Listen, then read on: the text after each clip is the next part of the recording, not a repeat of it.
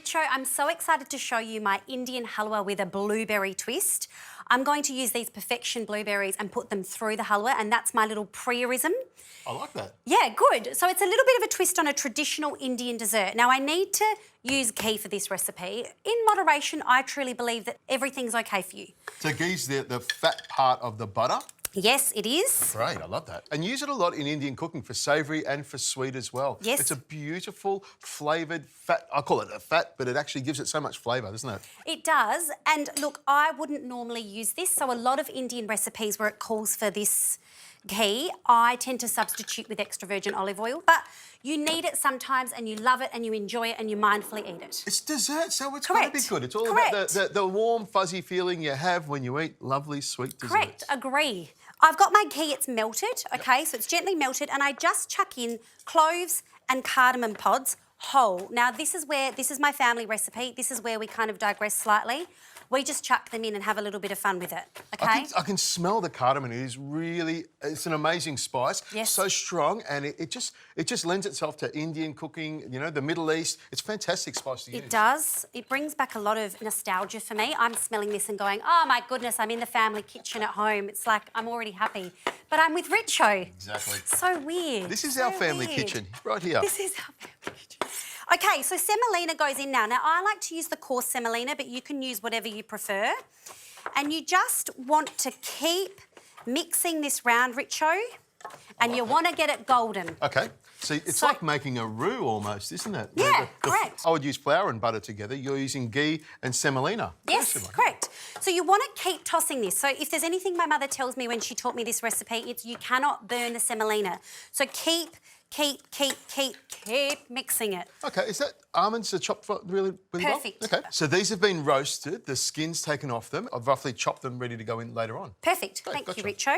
This is now where it should be. It's got that slightly golden hue. That's when you know you're ready to move to the next step. So I'm putting these perfection berries in, and I'm going to add, you can use whatever sweetener you want. So you could add honey, you could add maple syrup, but I'm going to use some natural sweetener made from monk fruit.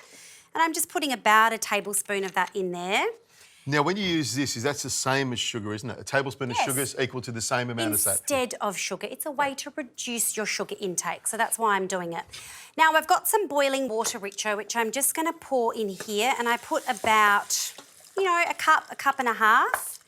It's not accurately measured. You just sort of work it out as you go. You get the right amount. You might need to add more water if you're noticing that it's getting too thick. Okay, gotcha.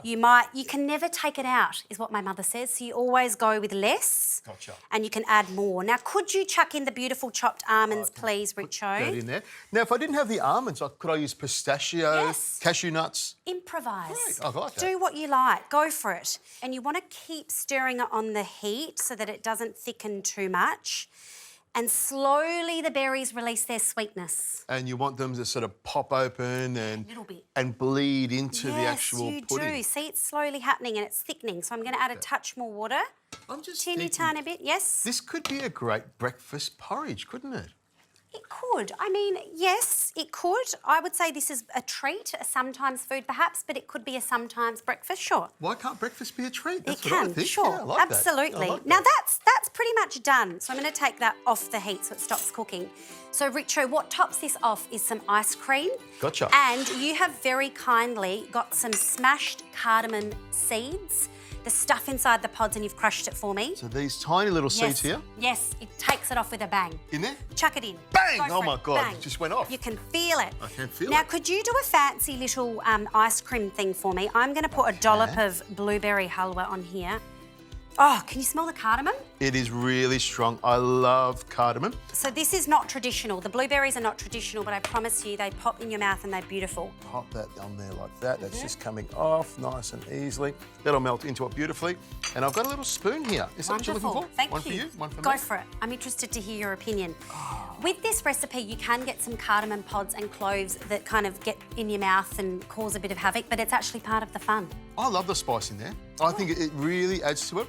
Now, I like things a lot sweeter, but that is quite nice. And with the ice cream, it works really well. And, you know, I could have that for breakfast with ice cream, cream, yoghurt, everything. It's got a really nice flavour to it. Well, you could actually have that for breakfast and just put some yogurt on top, absolutely. Perfect. But that is just putting a bit of a spin on a really traditional Indian recipe, and I think those berries take it to the next level. Fantastic twist.